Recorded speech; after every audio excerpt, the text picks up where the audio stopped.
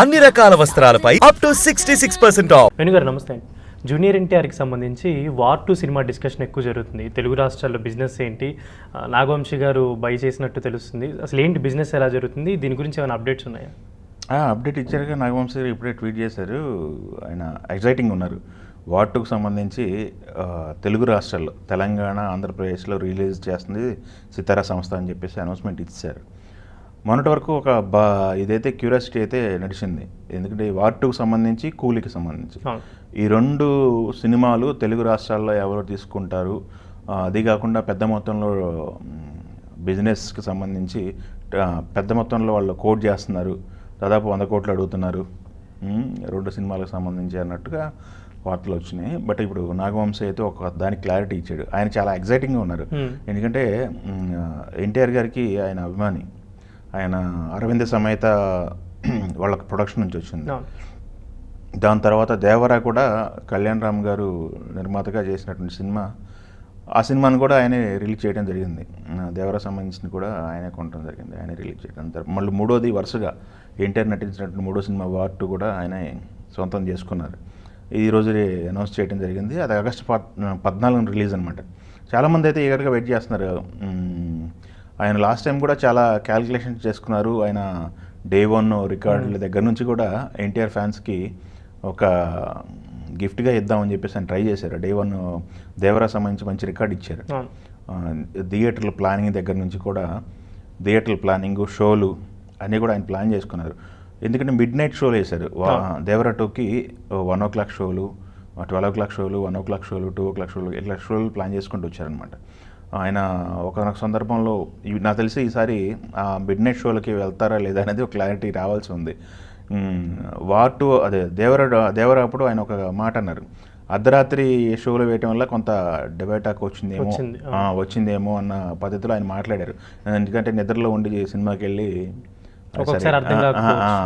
అది అన్న టోన్లో మాట్లాడారు. బట్ ఈసారి వార్ 2కి ఎలా ప్లాన్ చేస్తారు, షోస్ ఎన్ని థియేటర్లు ఆంధ్ర తెలంగాణలో ప్లాన్ చేస్తారు, నెంబర్ ఆఫ్ థియేటర్స్, ఆగస్టు 14 కదా, అవతల కూలీ ఉంది, అది కూడా పెద్ద సినిమానే.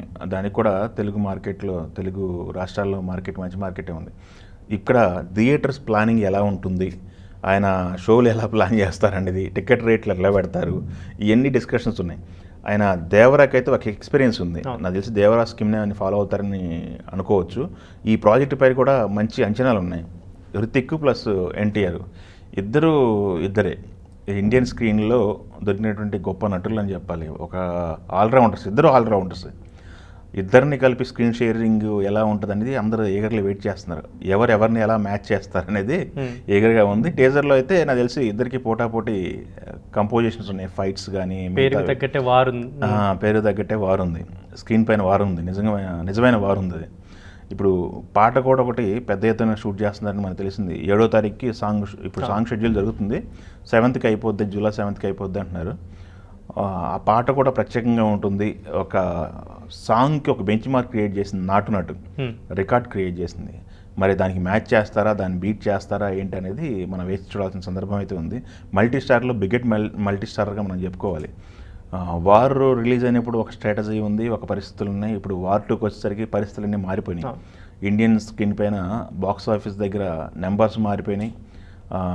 సో ఇప్పుడు ఉన్న పరిస్థితుల్లో ఆగస్టు 14 రిలీజ్ రోజు ఒక అద్భుతాన్ని చూడాలని చెప్పేసి అయితే ఫ్యాన్స్, సినిమా లవర్స్ అయితే వెయిట్ చేస్తున్నారు. కాంపిటీషన్ ఎక్కువ ఉంటుందేమో కదా రెండు సినిమాలకి. ఎస్ ఉంటుంది. దేనికి బేస్ దానికి ఉంటుంది. యంగ్ హీరోలు ఇద్దరు, ఇప్పుడు హృతిక్ అండ్ ఎన్టీఆర్. ఆ కూలీలేమో స్టార్స్ ఉన్నారు, అందరూ పెద్ద హీరోలు ఉన్నారు.